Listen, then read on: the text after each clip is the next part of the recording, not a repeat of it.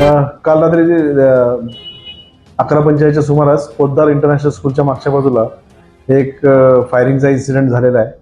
त्याबाबत आम्हाला इन्फॉर्मेशन मिळाल्यानंतर आम्ही त्वरित स्पॉटला गेलो आणि त्या ठिकाणी चौकशी केली असता त्या ठिकाणी 3 खाली केस आणि 1 राऊंड मिळून आलेला आहे.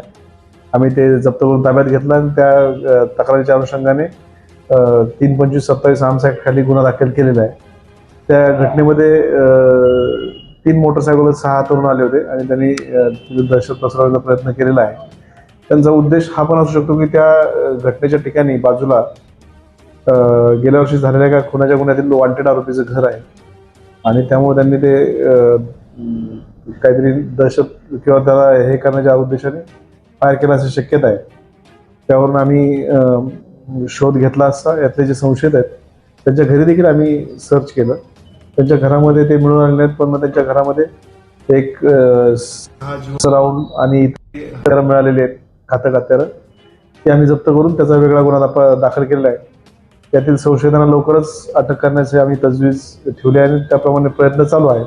वेगवेगळी पथकं त्याच्यावर काम करत आहेत आणि लवकरच हा गुन्हा डिटेक्ट होऊन जाईल.